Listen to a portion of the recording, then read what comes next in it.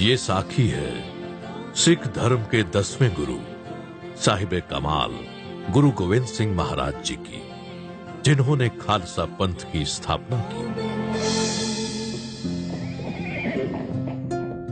ये बात है अगस्त सन 1665 की, जब सिख धर्म के 9वें गुरु गुरु तेग बहादुर जी धर्म और मानवता का प्रचार करने के लिए श्री आनंदपुर साहिब पंजाब के पूर्वी भारत की ओर एक लंबी यात्रा के लिए निकले थे। गुरु साहब अपनी माता नानकी जी, धर्मपत्नी माता गुजरी जी और उनके भाई श्री कृपाल चंद जी के साथ मथुरा, कानपुर, बनारस होते हुए मई 1666 में पटना पहुंचे।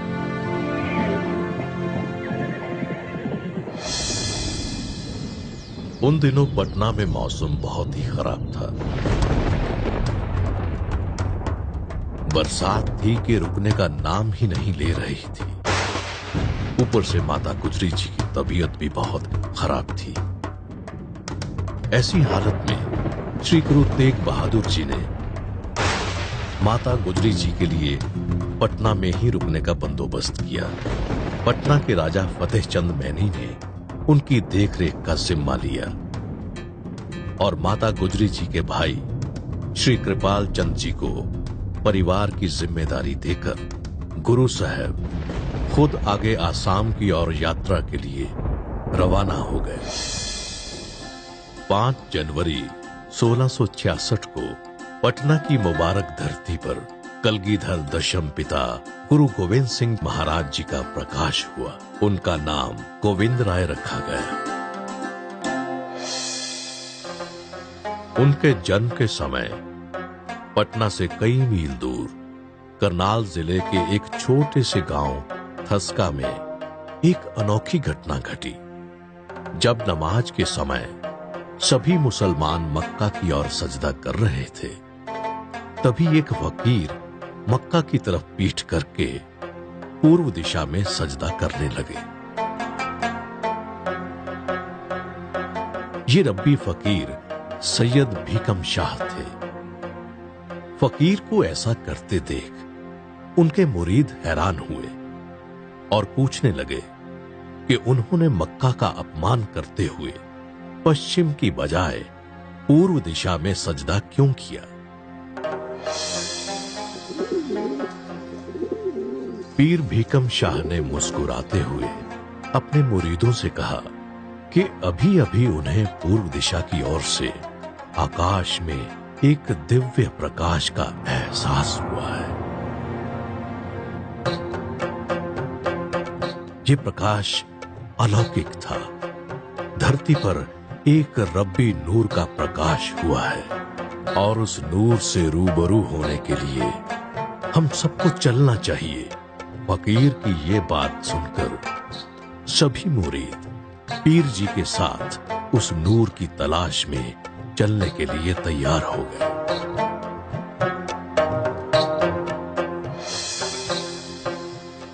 लगभग 2 महीने का लंबा और कठिन सफर तय करने के बाद पीर भीकम शाह अपने मुरीदों के साथ पटना पहुंचे।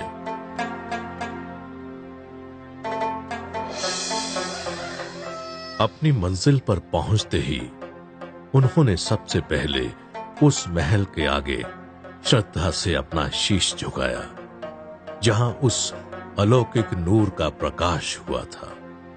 फिर उन्होंने महल की सेवादारनी से उस रब्बी नूर के दर्शन करने का आग्रह किया। सेवादारनी ने पीर भीकम शाह का संदेश माता गुजरी जी तक पहुंचाया। गुरु तेग बहादुर जी की गैर हाजिरी में माता गुजरी ने बालक गोविंद राय को किसी गैर से मिलाना मुनासिब नहीं समझा, लेकिन पीर भीकम शाह ने ठान लिया था कि उस नूर के दर्शन किए बिना वो वहां से जाएंगे नहीं। इसलिए उन्होंने अपने मुरीदों के साथ महल के बाहर ही स्थान ग्रहण कर लिया। अगले दिन उन फकीरों को बाहर बैठा देख कृपाल चंद जी ने उनके लिए लंगर का इंतजाम करवाया, लेकिन पीर शाह ने लंगर छकने से इनकार कर दिया और कहा कि कोई भी लंगर उनकी भूख नहीं मिटा सकता। ये भूख तो उस नूर के दर्शनों से ही मिटेगी।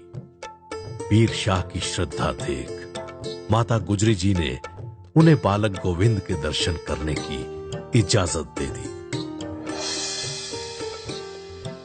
रब्बी बालक के अलौकिक रूप को देखकर पीर भीकम शाह अचंभित रह गए और उन्हें काफी देर तक निहारते रहे। पीर साहब ने बालक गोविंद के सामने 2 मिट्टी के मटके रखे। नन्हे गोविंद मटकों को देखकर मुस्कुराए और अपने दोनों हाथ उन दोनों मटकों पर रख दिए। ऐसा करता देख पीर भीकम शाह ने बालक गोविंद की तरफ अपना शीश झुका दिया। वहां उपस्थित सभी लोग पीर को ऐसा करते देख हैरान हो गए।